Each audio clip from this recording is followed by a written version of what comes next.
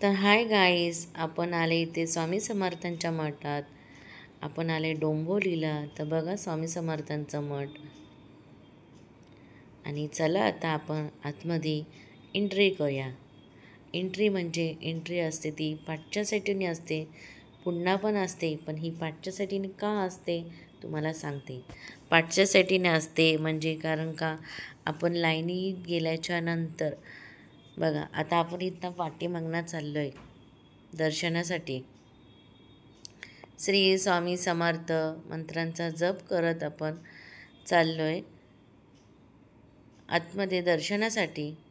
बघा ह्याच्या पुढे किती लाईन आहे आणि खूप छान वाटते. बघा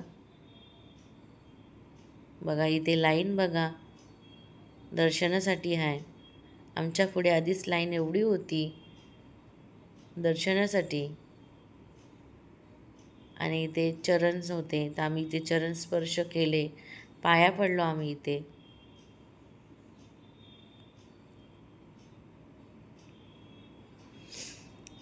सिद्धांचे बाबा आणि आम्ही इथे चरण स्पर्श केले, इथे पाया पडलो आम्ही आणि लाईनीत परत उभं राहिलो. बघा ह्याच्या पुढे अजून लाईन होती मोठी. हळूहळू लाईनीत जायला आपल्याला लागलं. आता बघा आपण वरती पायऱ्या चढतोय. आमच्या पाठी पण अजून एवढे भाविक भक्त आहेत. खूप मोठी लाईन आहे आमच्या पाठी पण अजून. नंतर गर्दी खूप वाढत गेली.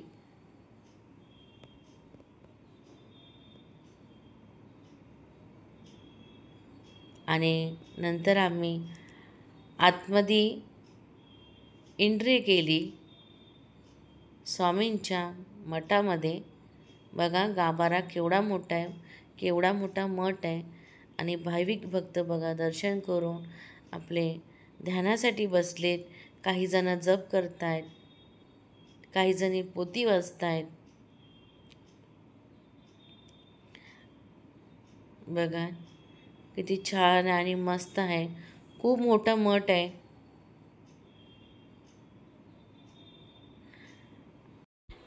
तर बघा इथे ह्या मावशी लोक मठामध्ये येऊन इथे मस्तपैकी स्वामींचे गाणे बोलतात, भजन बोलतात स्वामींचे छानपैकी.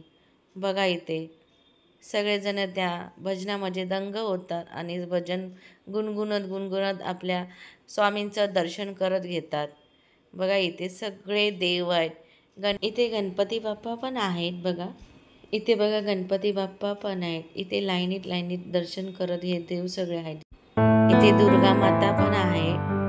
इथे लाईनीत हे देवांचं दर्शन करत आपल्याला पुढे जायचं असतं स्वामींच्या इथे. तर बघा राम लक्ष्मण सीता यांचं पण इथे स्थान आहे. विठोबा रुक्माई माता, श्री गुरुदेव दत्त.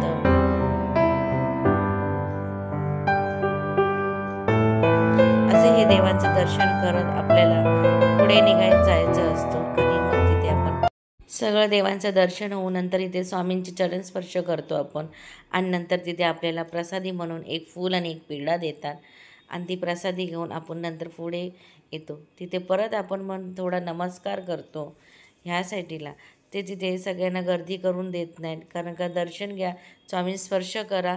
चरण स्पर्श करून झाल्यानंतर तुम्ही साईडला उभं राहून दर्शन करून दर्शन झाल्याच्या नंतर साईडला बसून तुम्ही जप करू शकता, ध्यान करू शकता.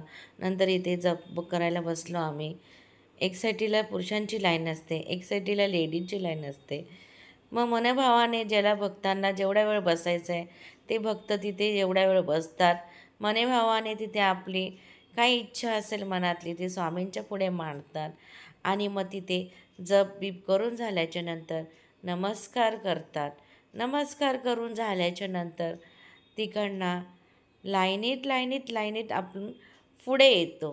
तिथे अजून एक लाईन असते.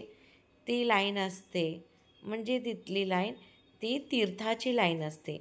त्या लाईनीत तिथे सगळे भावक भक्त तीर्थ घेतात लाईनीत उभं राहून आपल्या.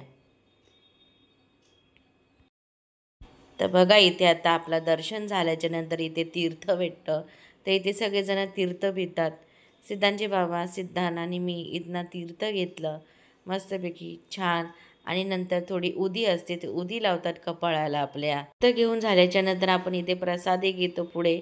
प्रसादी देतात आपल्याला पुढे. नंतर प्रसादी घेऊन झाल्याच्या नंतर थोडं पुढे आम्ही उभं राहिलो जरा अजून. स्वामींचं थोडं दर्शन केलं आणि नंतर मग पुढे निघत गेलो आम्ही पुढे. पुढे निघाल्याच्या नंतर बघा इथे स्वामींचं मस्तपैकी इथे प्रतिमा आहे चंदनाच्या पायापाशी. हे सगळं तिथे लिहिलेलं आहे स्वामींच्या इथे. तर बघा प्रत्येक इथे वेगवेगळं लिहिलेलं आहे. तिथे सगळं काय तिथे वेगवेगळं प्रत्येकाचं लिहिलेलं आहे. काय बोलतात मला माहिती नाही. जर तुम्हाला माहिती असेल तर मला नक्की कमेंटमध्ये लिहून सांगा तिथे. इथे बघा आपलं स्वामींचं दर्शन झाल्याच्या नंतर इथे आपण आतमध्ये जातो. आतमध्ये म्हणजे एक गुफासारखं आहे. त्या गुफेसारखं आपण तिथे आतमध्ये जातो. तिथे सायलेंट्स असतो. तिथे आवाज करायचा नसतो, कारण तिथे ध्यानासाठी बसतात, जप करण्यासाठी बसतात. इथे राम लक्ष्मण सीता इथे यांचं स्थान आहे. तर बघा किती छान आणि मस्त सुबक मूर्ती आहेत. किती छान वाटतं. आणि इथे वातावरण दर्शन होऊन आता इकडनं आपण निघतो. तर व्हिडिओ आवडला तर लाईक शेअर सबस्क्राईब करा. बाय.